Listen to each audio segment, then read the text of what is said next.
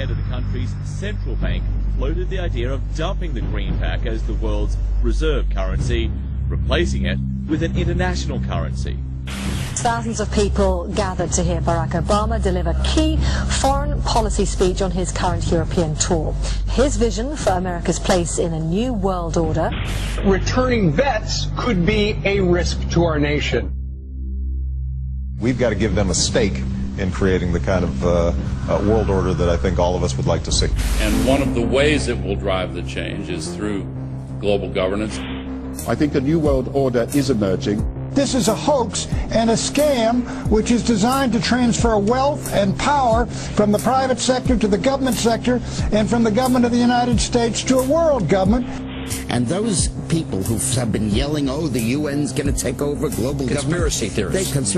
They've been crazy, but now they're right. And who got the money?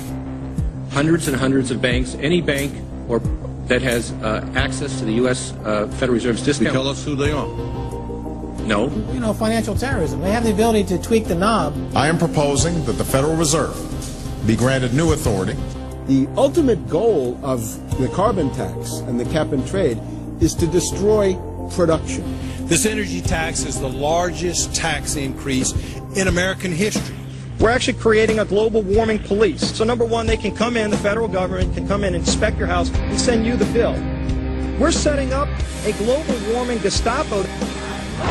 One of the things that if you talk to our generals, they are desperate for is a civilian counterpart to our military forces. I am fierce. And this is what I wear. Senator Barack Obama's presidential campaign is asking Missouri law enforcement to target anyone who lies or runs a misleading television ad. I've now been in 57 states. I think one left to go. The president, when he was in Europe last week, he met with the King of Saudi Arabia. He appeared to bow. President Obama today proposed something new, something called prolonged detention. Pre-crime is where people are arrested and incarcerated to prevent crimes that they have not yet committed.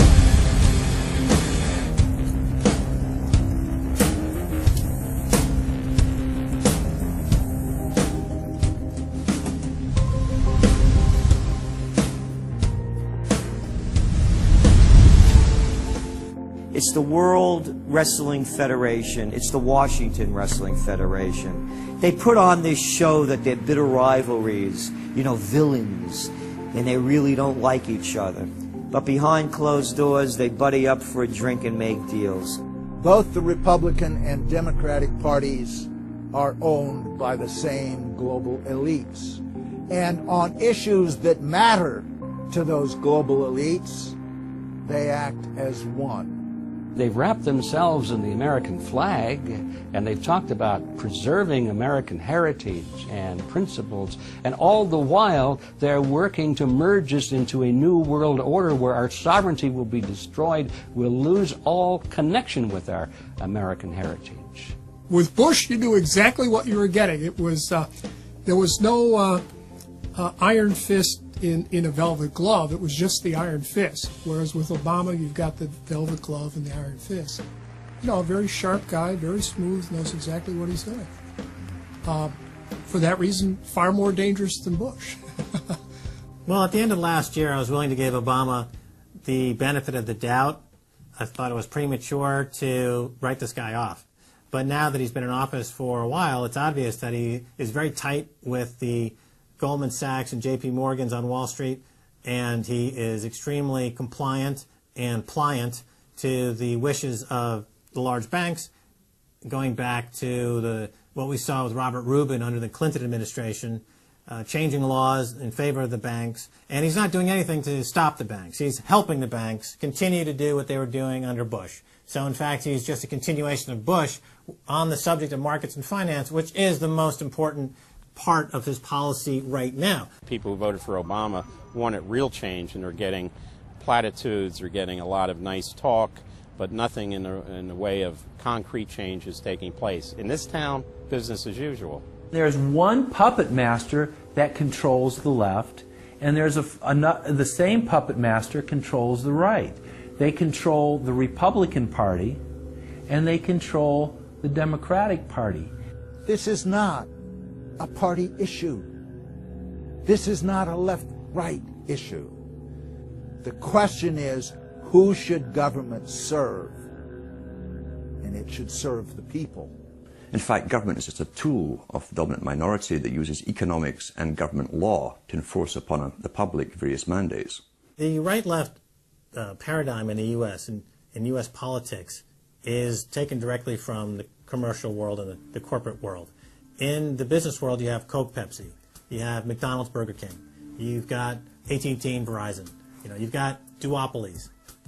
And a duopoly gives the illusion of there being some competition and some choice. And it looks a little bit better than a monopoly.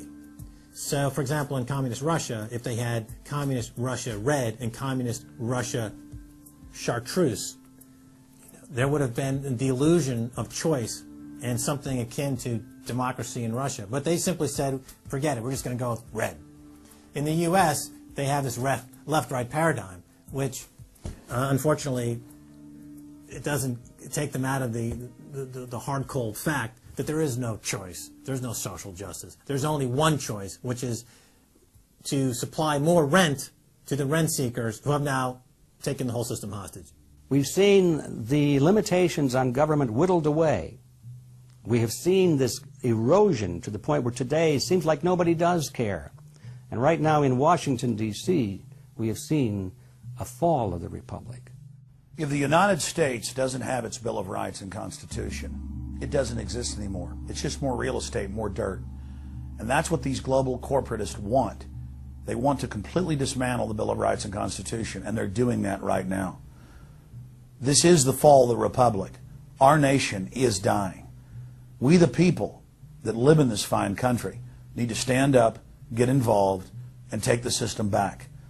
It's the Bill of Rights and Constitution that we owe allegiance to, not to a political party, and not to politicians that wrap themselves in the red, white, and blue, while at the same time they destroy everything that sacred flag stands for. So in the old days, you used to have this globe that with 180 some odd countries, and a few of those countries had a lot of power, like the Soviet Union, the United Kingdom, and the United States at various times.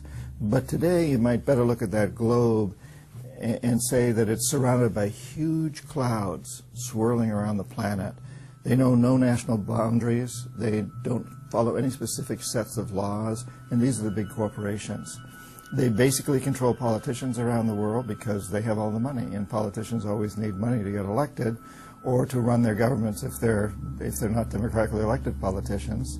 They control the mainstream press, either through outright ownership or advertising budgets. They have massive amounts of lobbyists in Washington that have tremendous influence on our president and Congress. And they really are calling the shots. They form partnerships with the Chinese and the Taiwanese and the Tibetans, or with the Israelis and Arab nations, with Brazilians and Indians, with whatever country and whatever group of people has resources that they covet.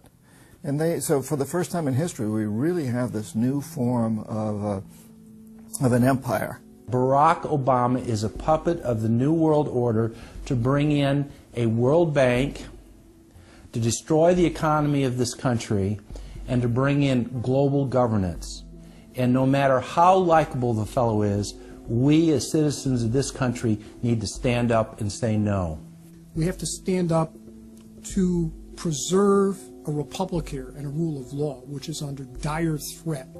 We don't want to live under a world government of the corporations, by the corporations, and for the corporations. I don't want to believe it, and that's probably what holds me back on it, but I'm certainly seeing enough indication that it could be true. Absolutely, because they're always talking about Mexico and the United States and Canada ending up like Europe. And there's things done politically that seem to take us in that direction. And so I think it's incumbent upon all of us as American citizens to pay attention. This move to world government is not about roses and happiness and peace and in a better life. It's about enslavement. They said in their own writings, from the earliest times to the present, the world they're bringing in is to be a world where everyone who is born, or would be allowed to be born, would be born to serve the state. That would be their sole function. That's if they had a job for you to fulfill or a need for you.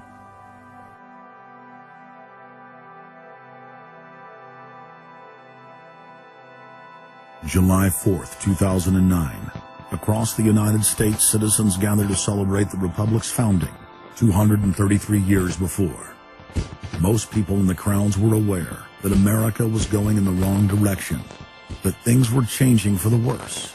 But few could grasp the sheer magnitude of corruption and looting running rampant like a disease through the heart of the nation.